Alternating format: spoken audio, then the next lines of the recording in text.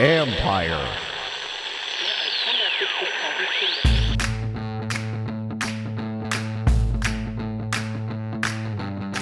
Hello and welcome to my podcast. Do me a favor, subscribe to the John Keim Report wherever you get your podcast. You're watching on YouTube, hit that like button, hit that subscribe button. You can find us there as part of Empire Media. That's A-M-P-I-R-E. Today, I'm joined by the voice of the Commanders, Bram Weinstein, as we take a look at where the Commanders are after the first week of free agency. Now, keep in mind, their offseason moves include overhauling their offensive staff, but I want to talk to Bram to see what he thought about some of the first week moves, signing Jacoby Brissett, for example, Andrew Wiley, Nick Gates, Cody Barton, picking up Cam Dantzler, all those moves. Where are the Commanders at now?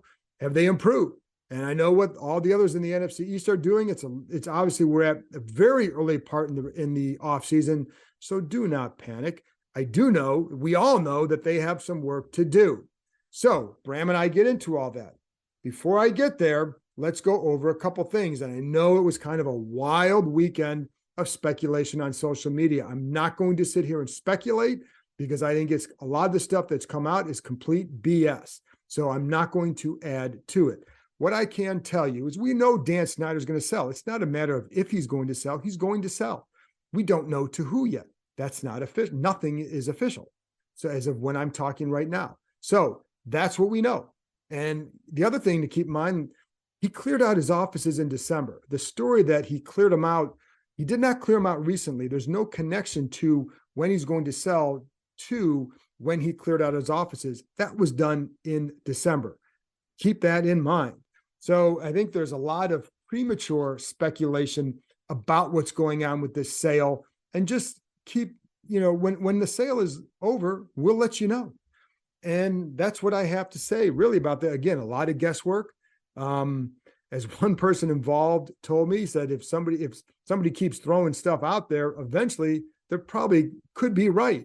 And so, but do you credit them? Because you've been saying this for whatever, did you really know? Or did you just take a guess because there's only a couple names that are involved here? And then the same person said, who was involved in the situation, said he talked to someone yet last night who was putting some stuff out there. And he goes, dude, if you had just called me, I could have saved you from looking like an asshole with the information you put out there. So take a deep breath, relax. It's going to get done at some point. When it does, check it out. It'll be on ESPN.com, where I obviously will be writing the story. It'll be all over the place with others in the local media, the Washington Post. It'll be all over. So just take a deep breath. And let's not get too wrapped up into certain things.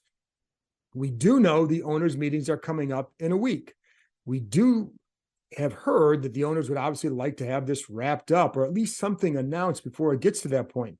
Doesn't mean that Dan Snyder's on the same timeline as the owners for their desire to not have this sale talk dominate their league meeting. So we'll see. But again, deep breath. And when it's done, because to me, the only thing that matters here isn't if he's going to sell, it's who is he going to sell the team to. That's what we can't say. And so there you go. Anyway, the other last piece of news that I want to get into is linebacker Drew Tranquill, a guy that was on their radar. They did talk to him. He ended up signing with Kansas City late last week. So he's a guy that they were definitely interested in because he could play the strong side and the line as a linebacker. So it just kind of gives you a clue as to the kind of linebacker they're still looking for to go with Barton and Jamin Davis as guys who are key parts of the rotation. I don't know that this would be a starter type, but it's certainly a guy who is more quality backup, if nothing else, than what they've had the last couple of years. Could be in the draft. It could be done after the draft. As I told you last week, they're really kind of onto that third wave of free agency in their minds. And so that's what you're going to kind of get there. And again, when teams they're going to cut guys after the draft. It's when they picked up Charles Leno, for example, when the Bears drafted a tackle and they got rid of Leno. So that's another wave of free agency that they could pick up someone else who can fill one of those roles for them. And then of course the draft. So there you go. That's it for me. Now here's my conversation with the voice of the Commanders, Bram Weinstein. Did you know the largest ropes course and zipline park in the country is right here in the DMV? Located in the heart of Montgomery County, The adventure park at Sandy Spring combines climbing and ziplining to create an aerial obstacle course unlike any other. With challenges anywhere from 10 to 75 feet in the air, there is something for all skill levels. Looking for some family time or the perfect date night before football season starts? You can even climb and zip line under the stars. Would you rather keep your feet on the ground? Give axe throwing a try. With their projector systems, you can throw at traditional targets, play tic-tac-toe, connect four, or even hunt zombies. Listeners of this show can get $5 off any ticket by entering the code KEIM23DC at checkout. That's KEIM, K-E-I-M 23DC. So there you have it, folks. Climbing, ziplining, axes, food, and bonfires right in your backyard. The weather is warming up, so it's the perfect time to head outside and join the adventure at www.theadventurepark.com. That's www.theadventurepark.com and enter promo code KEIM23DC. Bram, we're sitting here talking on March 17th, and I know some people are like, have they improved? Are they any better? I keep telling you, there's a long way to go here. But this is a measuring stick for the first part of the offseason, and that's like this is like a quarter point of the offseason. So based on what we know so far, where do you think this team is at on March 17th with many months to go? I came in, I think last time we talked about this. Like, I kind of came in after the season and looked at the whole, picture and thought, I don't think they can get everything they want to get done in one off season. No. But there's a lot of work to do. There's a lot of holes to fill, and there's only so many that you're going to be able to fill. And then obviously some of the things that you plan to happen won't. Taylor Heineke is an example of that. Cole Holcomb, I think, is an example of that, where they did lose a couple of people that they would like to keep. But they did have answers at both of those, spots, and we can talk about that. Yep. To me, the biggest issue coming into free agency was, are they going to address corner? Are they going to address O-line? Are they going to address both of them? And how heavily are they going to address O-line? Because I think those two positions are the ones that telegraph what they're going to do in the draft at 16. And clearly, by not going after a higher tier, more expensive corner, it leaves on the table that if the right one is there, that I think that they would take them. And while they did get, I think, upgrades, one in the interior O-line and one, I think, definitively necessary on the exterior with Andrew Wiley, I don't think they're done there either. No. So this kind of goes back to my original premise that, like, I don't feel like that they could literally do everything that they need to do to really feel comfortable at all spots on the field. But I think they're off to a really good start. So like, to your original question, like, where are they? I'd say after, the first week of free agency, I see the direction. I think they understand their needs. I think they address them aggressively. I think they got some pretty good deals. And I think we're off to a good start, but they're far from done this offseason. And I think the other thing to keep in mind, you have to include in there the addition, the changes on the offensive staff, because that's part of where, if there is improvement, a big part of that is going to come from what Bieniemy does as an offensive coordinator and how this new staff is and what Sam Howell does. The big thing, the two words I heard the most throughout this process and have heard the most this offseason is roster building, roster building, roster building. So when you look at it, like, did you like the strategy, or would you have liked them to go spend 18 or 20 million on Orlando Brown and lock up a tackle, or do you like spreading it out? I think I'm all right with the spreading it out part of it at this point. Partially I was primed for, you were too, that they weren't going to do that. Right. So knowing that, going in, I think it's better for me, in terms of expectations, to understand where they are in those type of financial commitments. So knowing that they weren't going to do anything like that, and they would rather spend the money on their own, which they did with Deron Payne, and probably will have to with Cam Curl in the near future, and then have a couple more down the line that they have to talk about. I'm not surprised about that. So I think maybe being primed for the likelihood that they're not going to spend on the top tier free agents, I think helped me understand their direction. And frankly, like, this organization and Rivera as a general manager / football operator, he's actually gotten it more right with these more deals than he has with the bigger swings, frankly. Right. Like, they seem to be able to find the fit guys at the low tier numbers that actually perform very well for them. There's been a lot of examples of that. Logan Thomas was a hit. JD McKissick, unfortunately, hurt now and off the team, was a hit, the first couple of years that they had him. Wes Schweitzer was a hit for them at a lower tier number. And so I'll buy into it. And I because we played the Giants twice late, I got to see Nick Gates, and I thought that was my favorite signing of what they've done so far. Yeah. Not only was it really necessary, but I think he's versatile, and I think he is definitively an answer at center for them, and the type of center that I think they're looking for. Right. And I think, the other thing is too, and when I look at the signings again, and this is how it was always explained too, like if you go out and spend big on player X, whoever it is, and I always use Orlando Brown, or let's say it's McGlinchey or McGarry at right tackle. If you do that, you're not addressing linebacker because you can't afford somebody there. Maybe you still get Bart, but you may have to go lower than $3.5 million a year for 1 year. You're not getting Jacoby Brissett, and you're also not getting Nick Gates. So are you better with just that one guy and not addressing the other spots? Or are you better with the Jacoby Brissett as your backup possible starter, and then Nick Gates as well, and Cody Barton? That's also what you have to look at when you. And the other thing, Bram, too, is everybody kind of talk about the cap is not a myth. It's not a myth. You still have to adhere to it, and there are teams that you can do things financially to spread things around, but at some point you are bound by that salary cap. Yes, and I think this is a year where it's interesting because there's probably going to be a new owner here. And Ron Rivera will be going into the final year of a contract next year. So this is a big year, and they're betting on, low end money wise quarterbacks. So that's interesting because it leaves them in the position of, if they have a hit in Sam Howell, that they're going to look really good heading into free agency next year to spend in the ways that we would expect them to, without knowing how a new owner wants to deal with that. Cause I think it's unfair to try to guess how they're going to feel about spending. Right. But most new owners like to make a splash. So they may have an opportunity to do that if Hal's a hit. If they're not, we're going to be talking about the top tier quarterbacks again, is what we're going to be talking about.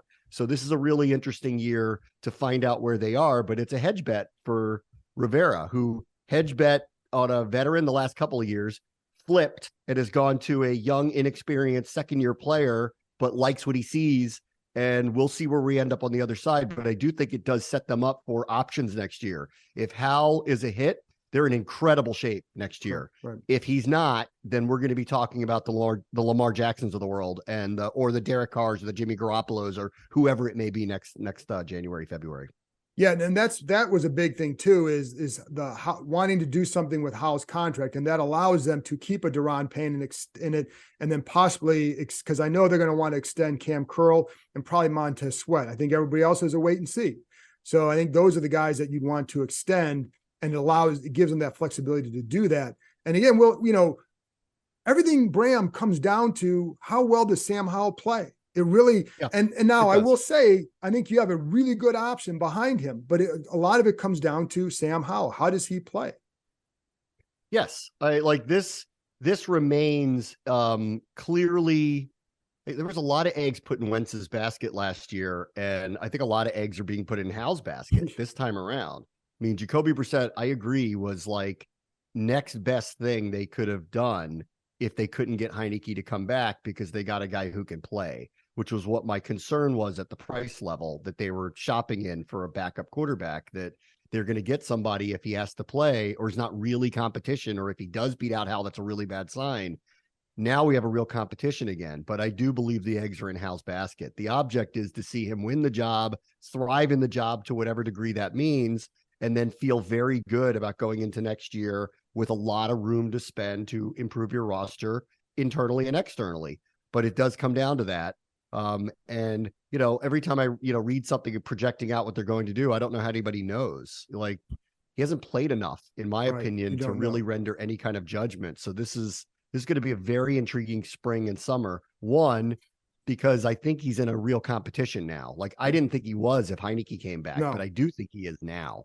And so let's see how the team treats that. If this is truly an open competition, and we'll know early because we're not blind, and we'll be able to tell who's really winning stuff like this. And then we'll get to the summer, but the object is for how to win it. We know that. It just at this juncture, because of things that have happened over the last week with Heineke leaving and Brissett coming in, which to me is an upgrade at the position, you suddenly have put yourself in a position where you outwardly said there was going to be a competition. Oh, you got one now.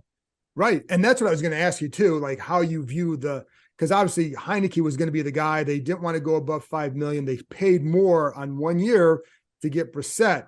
So how do you view that? How much of an upgrade do you think that is? And because I definitely think it is. And I think it's somebody, and it's the other part that I think is funny in this, Bram, that there are people who didn't want Heineke back only because they worried that the fans might chant his name if Howell throws a pick. Like my point is, like they were doing that last year because they didn't believe in Carson Wentz. People like and want to see Sam Howell succeed. But having said that, Jacoby Brissett is a stronger option to supplant him. And it's not so much what the fans are saying, it's what the players inside the locker room are saying. And if he's not getting it done in practice and Jacoby Brissett is, what do you think's going to happen? So this is really, as of, 4 or 5 days ago, time we're taping this, they were engaged in negotiations to bring Heineke back. Like they were trying to get him to come back, and he wanted to hit the open market. I don't blame Heineke for wanting to hit the open market. He's 29, 30 years old now. His career came back from the dead. He needs to maximize his earnings. So I don't blame him one bit wanting to see what's out there. He's going home. And, in the end, there was a limit they were willing to go to. But to me, it was always like, okay, but if you're not willing to, go a little bit beyond what you're comfortable with him, what's the option on the other side? And the option at this price point, and at the option on the other side, I think they did really well in, I would describe it as scurrying to find the next best thing, but they ended up paying more than they wanted to for Heineke, so did they get an upgrade at the position? Yes. Did this turn into a real competition now because they got him? Yeah. It did. So if they were like saying Sam Howell will have every opportunity to win the job, wink, wink, wink, wink, when Taylor Heineke comes back and he's going to win the job. Well, now that he's not here and you have a quarterback who had, in my opinion, his best season last year before he was taken out because Deshaun Watson, was off of his suspension. Well, guess what? Like he could legitimately lose the job now. And I know how this goes in the locker room, and we saw it in real time last year. The players know, the players want to give them the best opportunity to win in the end. For a while, that was Heineke. It's what made everything at the end of the season really uncomfortable because they were losing, but they like this guy, but the coaches need to look at Wentz because he makes this money. And all of a sudden, it makes a very, very, very difficult decision. Like if Brissett is clearly outperforming him in the summer, he's going to start if they're being honest about what this competition is. Mm-hmm. If Heineke was back, not that it would be quote unquote rigged, but we all know what the outcome would be expected to be. Mm-hmm. And if they were close on the field, Hal's going to get the opportunity. Now he has to beat a legitimate competitive person next to him. And I think it's going to be very, very interesting in the spring and the summer.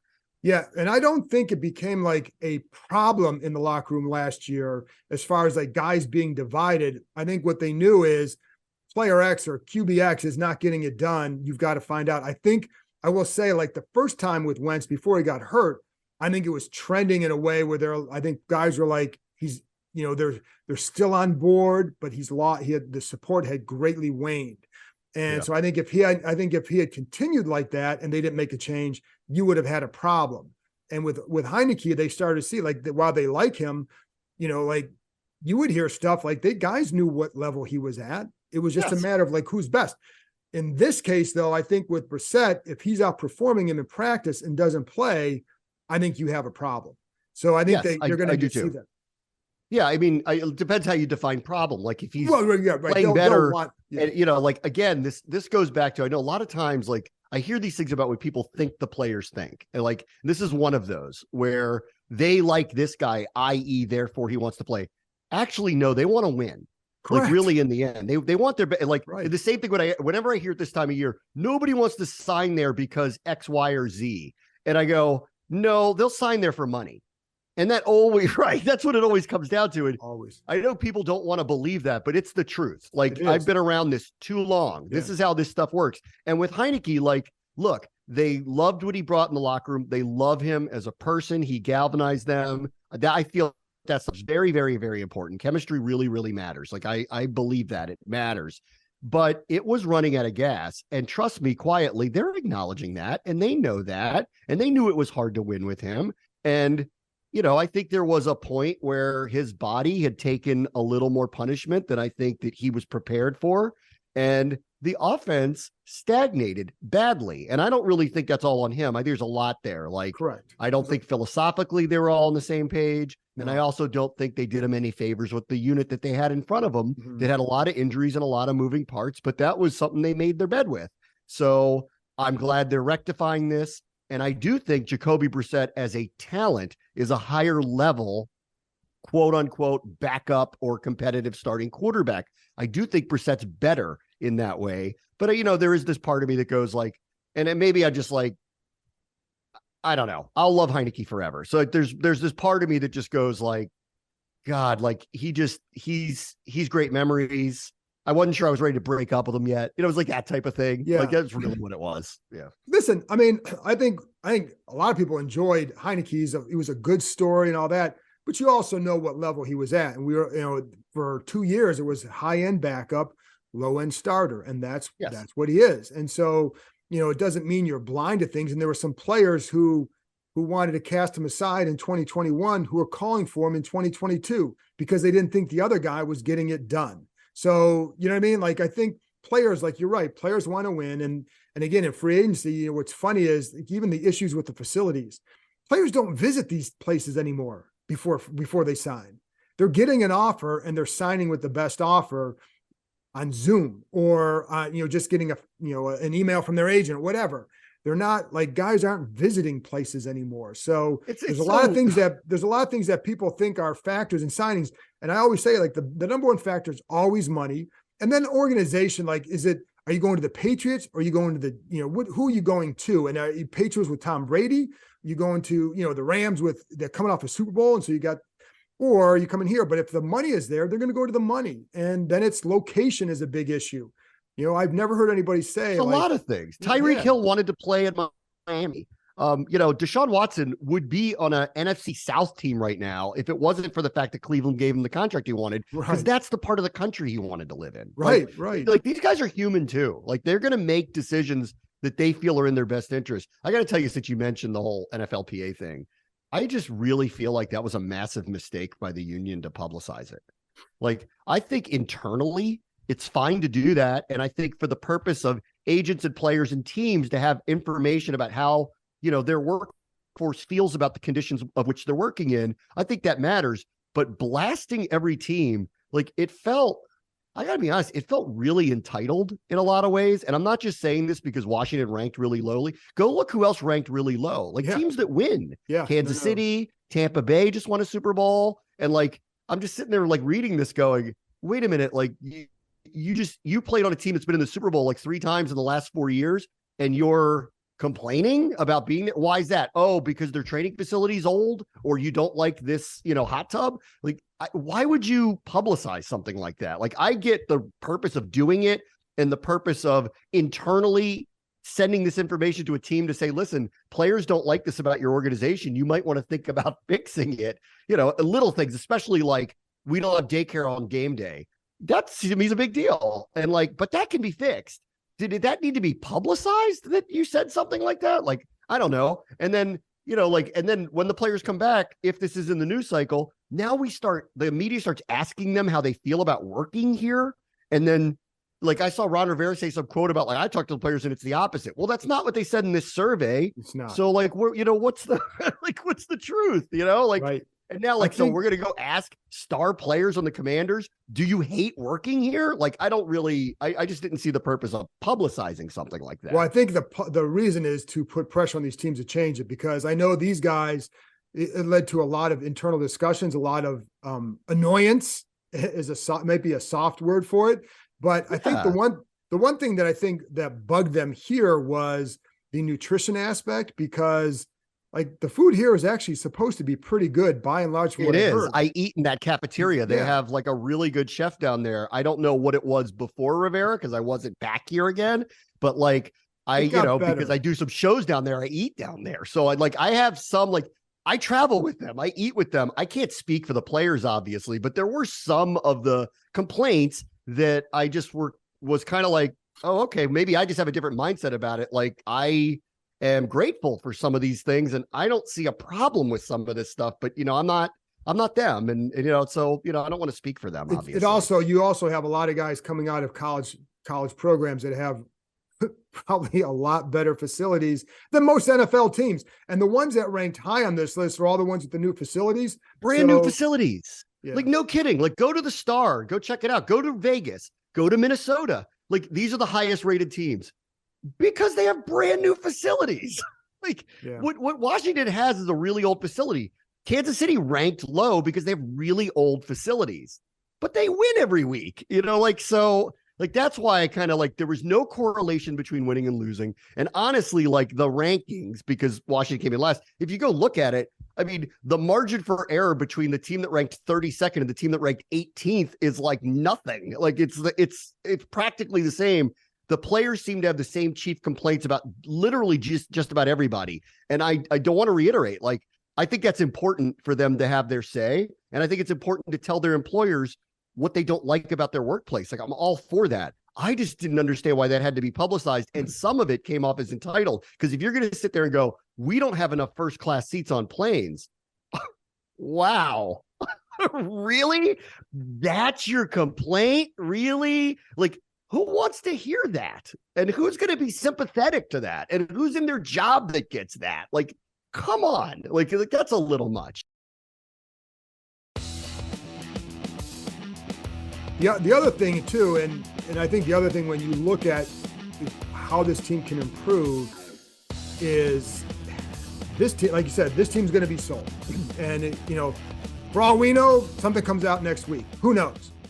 But I think the what they've had to deal with, and in a general sense, over the last few years, I think there's a feeling internally that can help them as well. They're not going to have to deal with a lot of the stuff they've had to in the past, which can that help? And, that goes a part of playing here as well.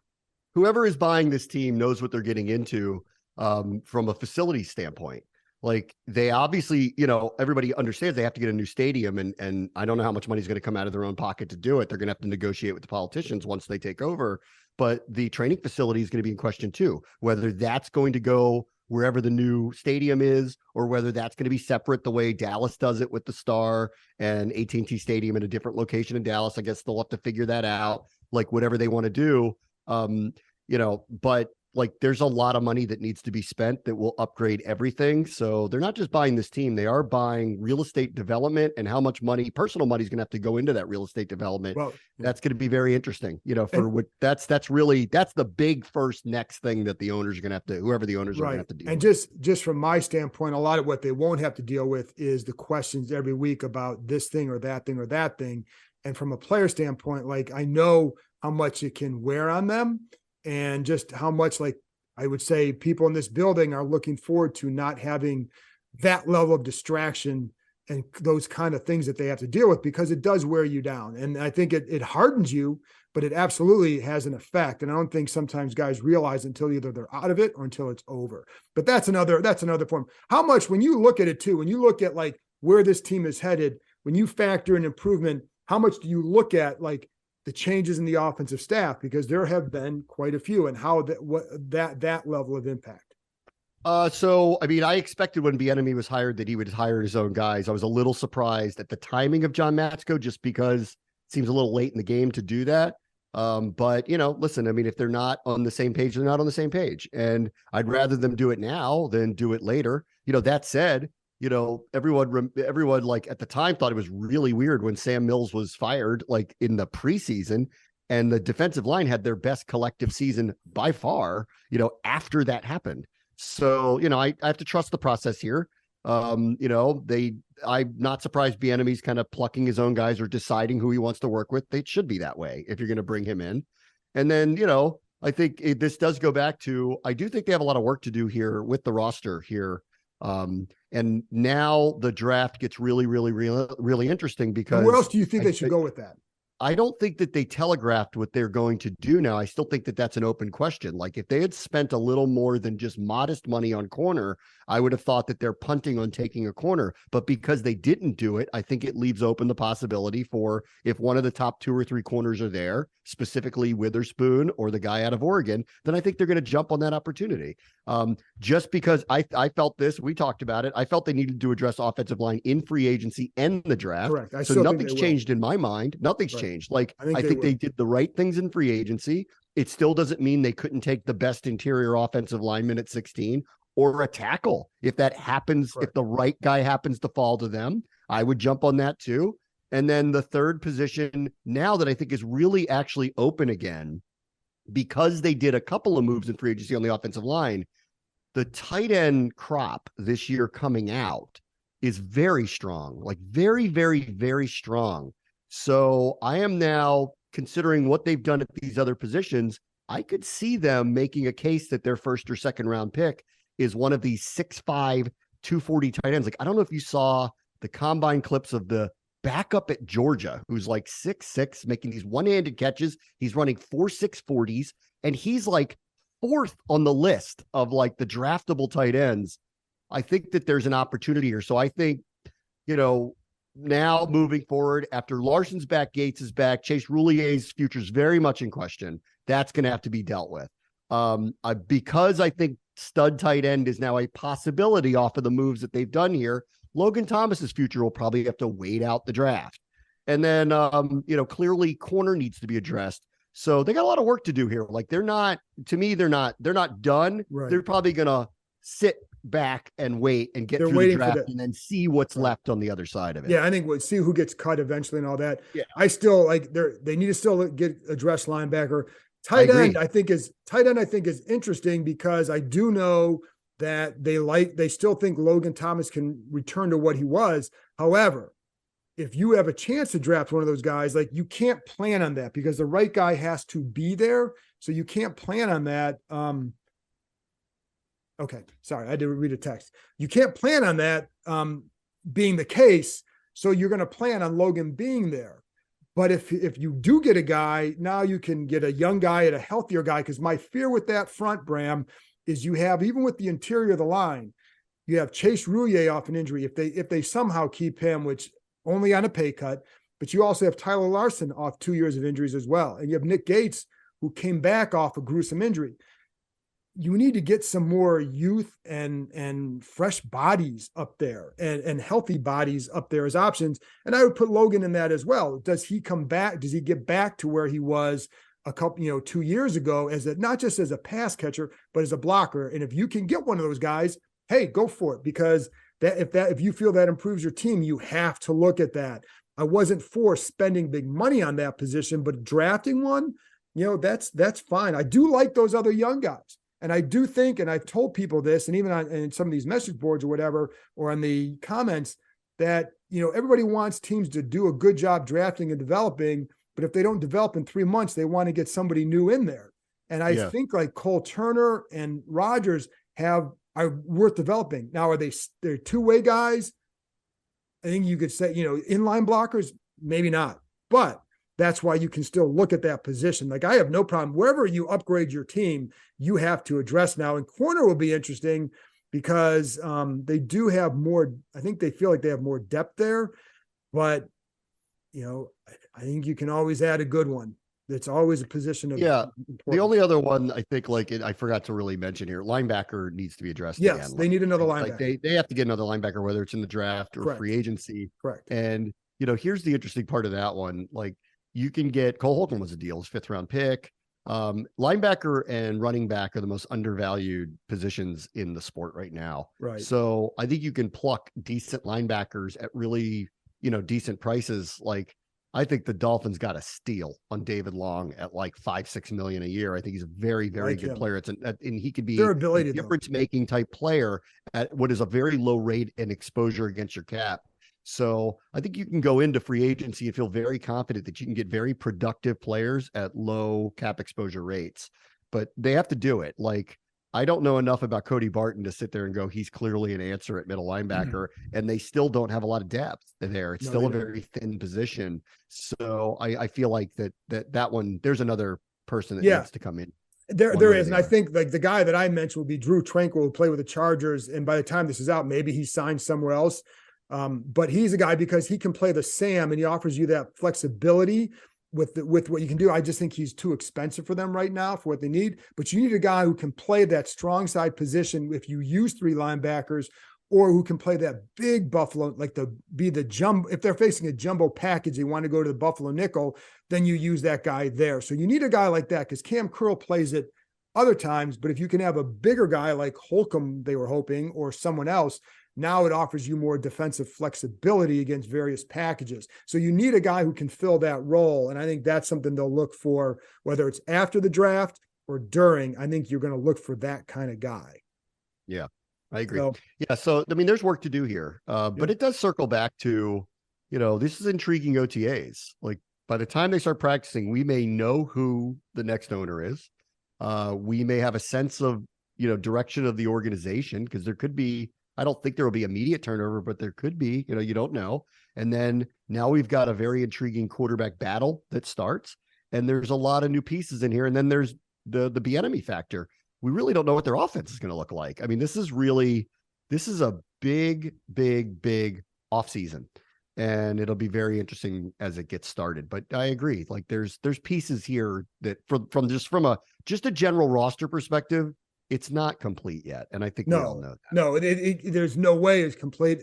And again, I still go back to so much of it comes down to Howell's development, but I think they have a really good second option if he doesn't develop. And a lot of it isn't going to be, where is he at in OTAs? It's, where do you think he's going to get to at this point in training camp, at this point in the season? Is he ascending, and where will he be the middle of the season, et cetera? Because if he's not showing that improvement, then you've got a really good second option and a guy who can certainly push him, and you cannot relax. And, Jacoby Brissett is not a Pro Bowl player per se, but he is a guy that he can go start, and he knows it, and Howell knows it, and the coaches know it. Yeah. And so Howell's got to play. He's got to show out. And if he doesn't, the funny thing is, and we only got a minute left, but Brissett could end up being their best quarterback in the last few years. That's a possibility. But you know what? Like, if Brissett beats him out, and then I'd rather that we get that answer early than throw him out there and find out, I don't think it's going to come early. So we'll see. I think they're going to want to wait and see and see how it develops. Anyway, Bram, thanks a lot for joining me. Fun talk as always. See you. That's it for this episode. Thanks to Bram for joining me, and thank you, as always, for tuning in. Deep breath, folks. I'll be back with another podcast Tuesday night / Wednesday morning. Talk to you next time.